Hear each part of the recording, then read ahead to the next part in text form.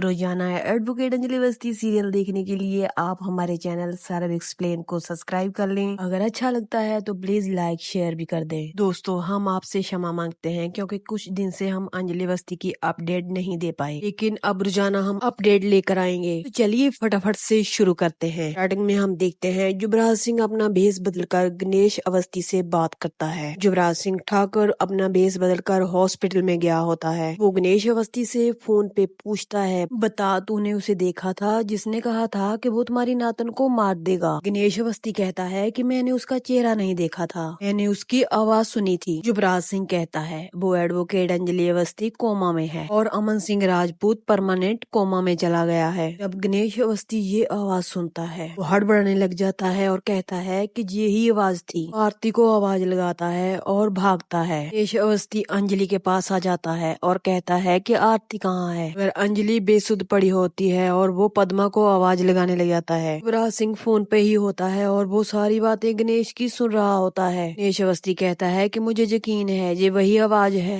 जिसने 21 साल पहले कहा था। गणेश अवस्थी उसके बारे में सोचने लग जाता है और जब फोन पे बात करने की कोशिश करता है तो युवराज सिंह उठाकर फोन कट कर देता है। देखते हैं कि युवराज सिंह उसी नर्स को धमकाता है और कहता है कि किसी को भी कुछ पता नहीं लगना चाहिए क्योंकि वो नर्स सारे राज जानती है। युवराज सिंह उसे धमकाता है और वहाँ से निकल जाता है। अभी हम देखते हैं कि आरती भागी भागी उस नर्स के पास आती है और वो नर्स से पूछती है कि कौन था वो। नर्स उसके हुलिये के बारे में आरती को बताती है और वो बताती है कि वो कह रहा था अंजलि राजपूत हमारे खानदान की बहू है और अमन सिंह राजपूत उसका भाई है। वो नर्स बताती है कि उसने गणेश जी से बात की, पता नहीं गणेश जी ने उसको फोन पे क्या कहा। वो फोन मेरे हाथ में थमाकर वो भाग जाता है। हम देखते हैं कि गणेश अवस्थी का फोन आरती को आता है और गणेश अवस्थी कहते हैं कि आरती तू कहाँ है। आरती पूछती है कि नानू आप इतने घबराए हुए क्यों हैं, क्या हुआ। गणेश अवस्थी आरती को बताते हैं वही आदमी का फोन आया था, उसने सिस्टर के फोन से मेरे फोन पर बात की है। गणेश अवस्थी आरती से कहते हैं कि ये वही आदमी था जिसने तुम्हें मारने वाली बात की थी। आरती एक बार फिर से अपने नानू से पूछती है क्या नानू आपको यकीन है कि वे वही आदमी था। आरती के नानू बहुत घबराए हुए होते हैं और कहते हैं कि मुझे पूरा यकीन है कि ये वही आदमी था। आरती के नानू उससे कहते हैं कि तुम नर्स से पूछो कि वो आदमी कौन था। आरती जल्दी से फोन कट करती है और नर्स से पूछती है कि वो आदमी कौन था। नर्स आरती को कहती है कि मुझे ये तो पता नहीं है वो कौन था। आरती कहती है जहाँ पर सीसीटीवी कैमरा तो होंगे। नर्स बताती है कि यहाँ पर सीसीटीवी कैमरा नहीं है मगर बाहर लॉबी में है। आरती जल्दी से नर्स को कहती है कि आप कैमरा चेक करवाइए। मन ही मन सोचती है और कहती है कि मैं भी देखूं कि वो आदमी कौन था। आगे हम देखते हैं कि सूर्यवंशी हाउस में कली तैयार हो रही होती है, वो हार पहनने वाली ही होती है तो तभी वेद आता है। वो हार उसके हाथ से छीन लेता है। वेद कहता है कि ये हार मैं तुम्हारे हाथ से इसलिए छीन रहा हूँ क्योंकि ये हार मैंने आरती को दिया था, ये हमारे प्यार की पहली निशानी है। वेद कहता है कि ये सिर्फ आरती पर ही जचता है, तुम पर नहीं। मगर कली वेद को रोकने की कोशिश करती है। वेद को कहती है कि मैं आपकी पत्नी हूँ, मेरा हक इस हार पर है, वैसे भी जहाँ से न्योता आया है मैं वहाँ पर आपके साथ जाने वाली हूँ। ये हार खुद आरती दीदी ने मुझे अपने हाथों से दिया है। मगर वेद कहता है कि तुम ये हार नहीं पहनोगी, हमारे सूर्यवंशी खानदान में गहनों की कोई कमी नहीं है, तुम्हें जो पहनना है तुम पहन सकती हो। मगर कली वेद से कहती है मैं तो यही हार पहनूंगी। मगर वेद को गुस्सा आता है और वो उसको डांटने लग जाता है। कली वेद के सामने हाथ जोड़ती है और कहती है कि मैं आपकी पत्नी हूँ, मेरे साथ ऐसा मत कीजिए। वेद उसे फिर से हार पहनने से इनकार करता है और कहता है कि तुम ये हार नहीं पहनोगी। वेद कहता है कि मैंने तुम्हें पत्नी का दर्जा नहीं दिया है, तुम इस खानदान की बहू होगी मगर मेरा प्यार नहीं हो। कली को गुस्सा आता है, फोन उठाती है। वेद उससे पूछता है कि तुम ये क्या करने वाली हो, तुम किसको फोन कर रही हो। ये कहती है कि मैं आरती दीदी को फोन कर रही हूँ। वहाँ पर हम देखते हैं कि आरती, वो नर्स और सब लोग कैमरा चेक कर रहे होते हैं। उस कैमरे की फुटेज में बंदा जाता तो दिखता है मगर उसका चेहरा अच्छे से नहीं दिखता। आरती कहती है कि इस बंदे को मैं ऐसे कैसे पहचानूंगी। आरती उस फुटेज को अपने फोन में रिकॉर्ड करती है और कहती है कि मैं तुम्हें ढूंढ कर ही रहूंगी। ये आरती का फोन बजता है। हम देखते हैं कि कली आरती को बताती है कि जो हार आपने मुझे दिया था वो हार वेद जी ने मुझसे छीन लिया है। आरती कली से कहती है लेकिन वेद जी ने हार तुमसे क्यों छीना सुना है। तभी कली